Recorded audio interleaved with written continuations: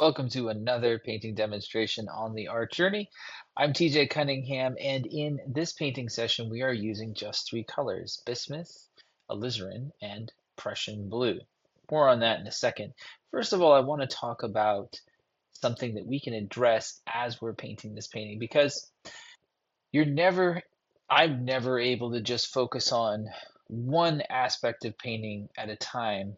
So even though we're using a limited palette and exploring what we can do with that limited palette, there's still a lot of other aspects of how to create a successful image to consider.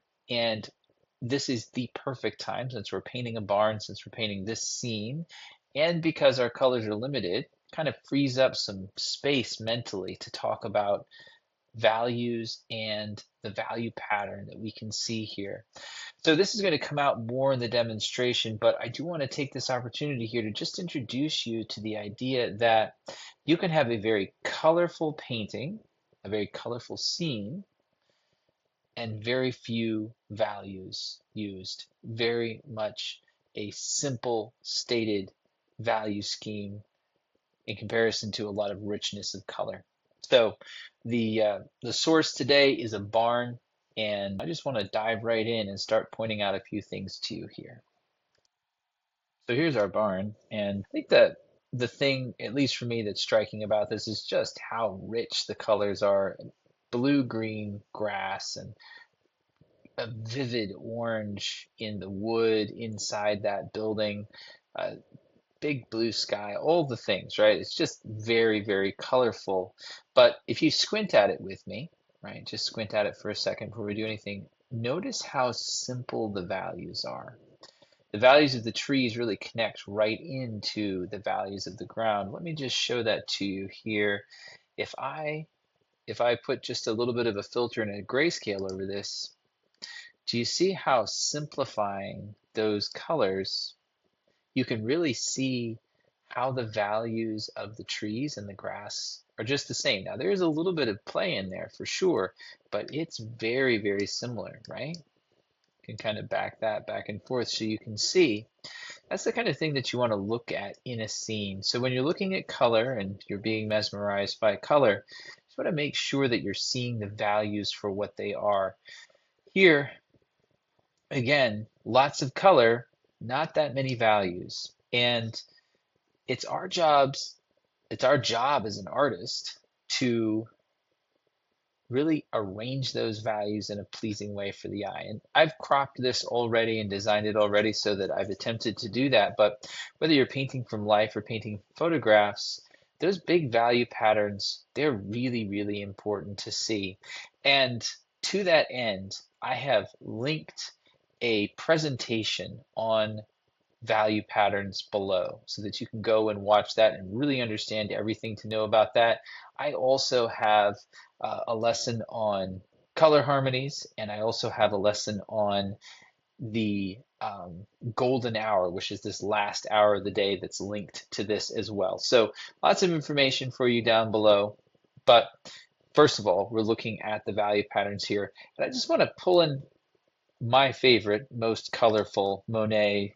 Now I've got a couple for you here to look at. And yeah, let's take a closer look. Let's consider this sunlit painting first. And the thing about Monet is you can just count on a lot of color. I see blue, I see green, I see orange, I see, some gray reds, definitely some violets. I mean, just so much color that he would pack into his paintings. It's, again, totally gorgeous painting. I mean, just it looks like sunlight. It feels like that heat, that haze of a sunny day here. But how much color really mask the simplicity of the values. This is something that it always surprises me. So watch carefully here. There it is in color. There it is in black and white. And I do want to point out, look at how he's linking the colors here. He's really showing us a lot of very, you would expect sophistication here in how, look at how that's linked. It's just all the way through. Look at how this links into this and into that. He's keeping these values really, really simple, but the color, and the color on top of that is very, very busy, very, very interesting. If it were fragmented in value, like it's fragmented in color, it would be a hard to look at painting. Okay, I've got another one I have to show to you. This one is an even more extreme example because there is even more color in this and even less value change, right? So now that you know what to look for, if you're squinting at this already, you can see there are just about two shapes of value in this painting and so much color, so much color. I haven't seen this painting in person. I would love to. It it's just amazing, right?